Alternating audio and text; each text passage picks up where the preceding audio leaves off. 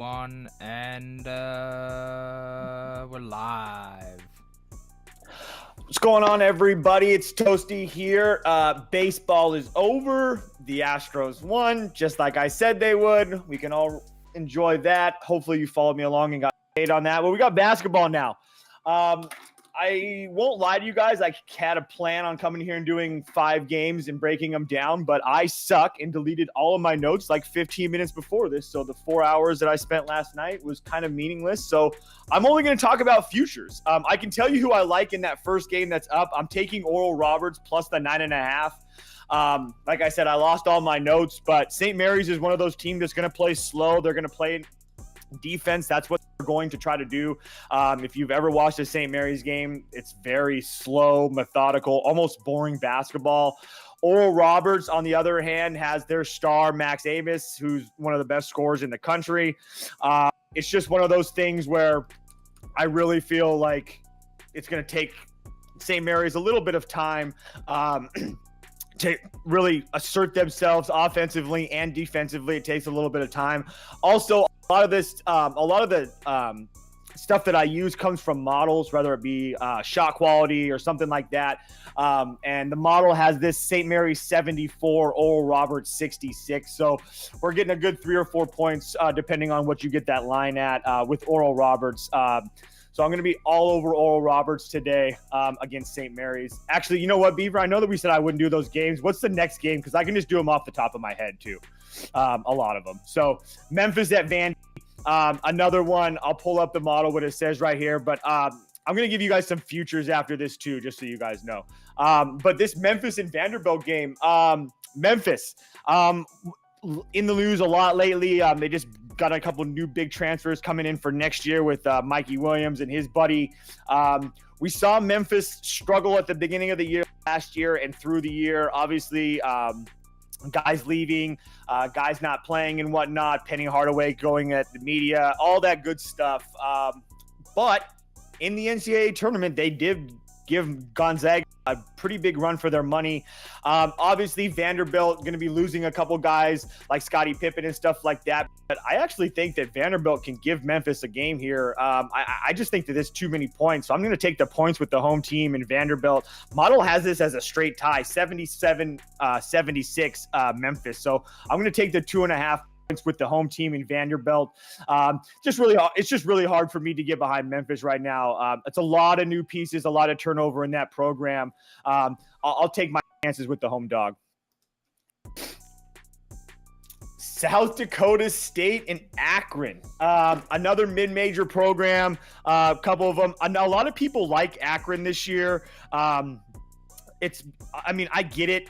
They're one of those teams that always seems to be well coached. There's no question about that.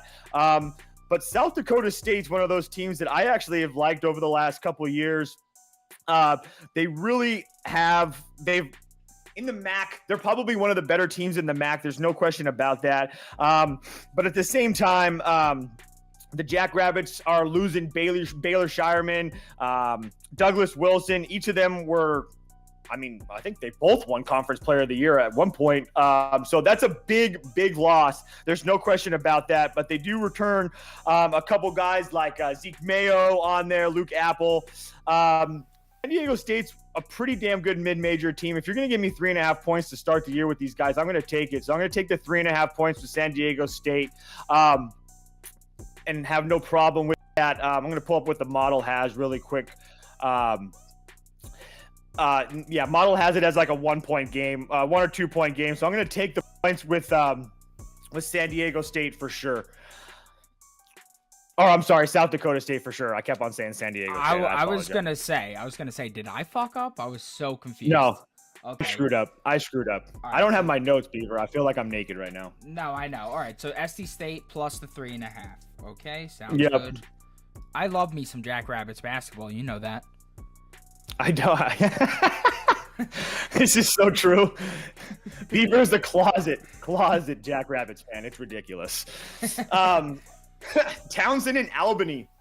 Another one, I just think that Towson is one of those teams that you guys probably don't know a lot about, but you probably will soon. Very good team last year. Probably could have made a run. Ended up having a little bit of trouble at the end of the season, but I think they stomp Albany. Albany is not that one of these good teams. Townsend's one of these teams that has aspirations of dancing this year. I'm not sure if I'm there as far as them getting to the tournament, but bringing a lot of guys back, I just think that they're completely outmatched for Albany. It was 14.5. I guess if it's 16 now, maybe I guess I only play it for a half a unit, but Townsend at minus 16, I guess it is now. Holy cow. These lines are moving and grooving. So yeah, I'm all over Towson today. I just there's no way in hell that I can play Albany. I think Towson absolutely rolls. Clemson. This is probably my favorite game of the day, especially because the Citadel is kind of getting a lot of love, and I don't really understand why. Clemson is one of those teams that a lot of people aren't really going to know a lot about because they do play in the ACC. But what bothers me about the Citadel is they lost their two best players, Hayden Brown and Jason Roach. I know a lot of people aren't going to know those guys, but they were pretty damn well. They do have a couple seniors that's going to bother me, but look, Clemson has a roster full of guys that are ballers, and there are way more skilled than this Citadel team. It's really hard for me to think that Citadel is going to keep this game close. I know there's a lot of people out there that think it's the opposite, that it's going to be really hard for Clemson to blow them out. I don't. I think Clemson is a team that kind of smells blood in the water. I think that they know that they're going to have to impress the tournament committee from day one, and I think they blow them out. I think Clemson wins by 20 plus today. I'm going to talk really quickly. Those are the games that I think that's the last game, right, Beaver? Yes, sir. All right. So I want to talk about a couple futures as well, just because it's one of those things that I think that we have to talk about. So I'm going to pull up another section of my notes really quick. All right. So a couple futures I want to take a look at. No, it's not Gonzaga. I know a lot of people thought it would be Gonzaga.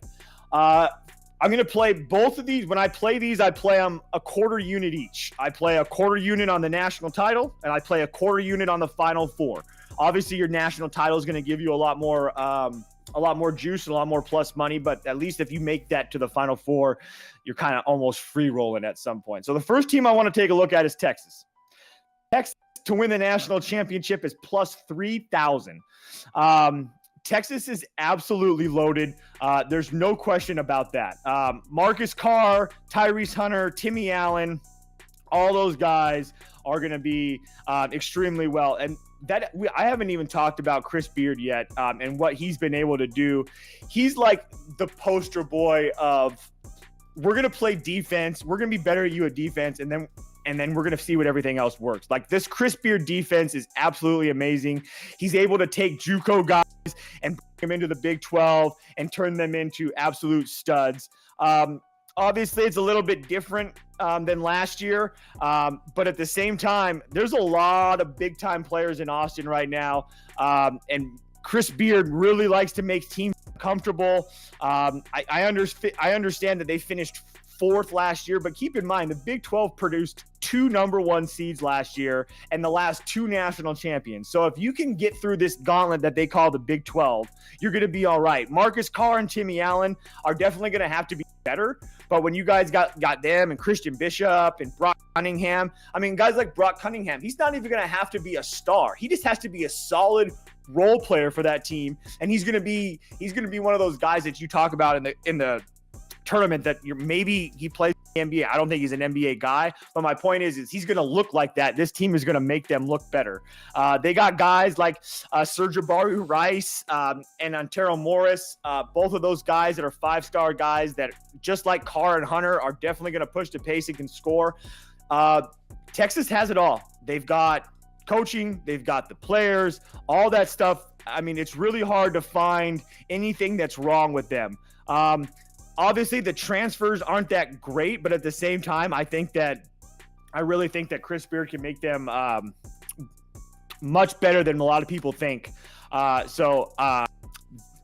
Texas at plus 3,000 for a quarter unit to win the national title, and at plus 550 in the Final Four. I really like as well. Tennessee is another one that I really want to look at. Let me pull up my notes for them really quickly. Because they're another one that's really hard not to like, with so many players coming back. One second. My computer's freezing really quick, but I will find it. But here, I'll just keep on going through it. Tennessee at plus 3,000. Obviously, they've had a lot of runs the last couple of years. They're pretty good. So at plus 3,000, at plus 550 for the Final Four. There's another team that I like a lot as well. Virginia, another one that I like. I'm sorry, guys, my computer's completely frozen. So I'm just going to give you my bets that I have. Virginia to win the national championship at plus 6,000 for another core unit to make the Final Four at plus 1,000. They're bringing back damn near the whole team. Absolutely love that with Virginia. ACC could be a little bit down this year. Remember, like Duke has a new coach. Coach K isn't there anymore. A lot of questions in that conference.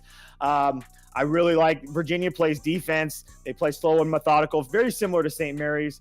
I think that Coach Bennett's going to be able to take this team pretty far this year. At plus 6,000, I bet you it's not even close to that here in a couple months, especially when we start conference play. And the only other team, I have a couple conference plays that I like. I like Baylor to win the Big 12 at plus 200. I just think that they have the best backcourt in the nation. That's one of the best coaches in the nation, and they can just continue to reload. Really hard not to like Baylor in the Big 12. San Diego State is minus 140. I get that, but at the same time, I don't think there's a chance in hell teams like Wyoming and stuff even give them a sniff. I actually think that San Diego State could make a run in this tournament to the Final Four. I'm not going to put my name on that, but that San Diego State defense is for real. I think that San Diego State's really going to surprise some people. I think there's a reason they're minus 140 to win the conference, and I have no problem paying that juice for that as well. Only other conference winner, UCLA. UCLA, Pac-12. I think they run it, and I don't think it's even really a question. Jaime Jaquez and Tiger Campbell are possibly plus 185 is the Pac-12 for UCLA. Tiger Campbell and Jaime Jaquez are probably two of the best players in the country playing together. I don't think that you can really put numbers on what Tiger Campbell is able to do with his with him under Mick Cronin. Mick Cronin is a guy that has done pretty well everywhere he goes. And now without Johnny Juzang and stuff in the mix, I mean, Tiger Campbell is so methodical and has so good at getting to his spots and getting everybody else involved. And he's starting to shoot the three ball now. Jaime Jaquez can shoot from anywhere. Obviously, we know with Mick Cronin, they're going to play defense. They're going to get deflections. I really think UCLA runs the Pac-12 pretty easy. So that's it for me today. VIP will be out in the next hour or so. I'm just going to have to redo all my write-ups. Tomorrow, I'll have a lot more information. I won't lose all my write-ups tomorrow. I apologize for that. But we'll be doing this every day at the same time. I'll pick like 5 or 6 games to do on a daily basis. So if there's games that you want to see or games that you want to talk about or whatever, put them in the comments, whether today or yesterday. I'll make sure to take a look at them. And we'll talk about the games that you want to see. Also, if there's game that you want to see, like you want to know what the model says and stuff like that, put that in the comments as well. And you guys know what that is, what the model says about that as well. So that's it for me today. I apologize for not as much info, but I promise it'll get better as we go along. I will talk to you guys tomorrow, same time, same place. And to our commenter, Onaye Tito, he just turned 21 and is getting his sports gambling career started tonight. Happy birthday, sir. We salute you. Happy birthday. Good luck, brother. Good luck. Eat, pray, love, everybody. All right. That's my beaver.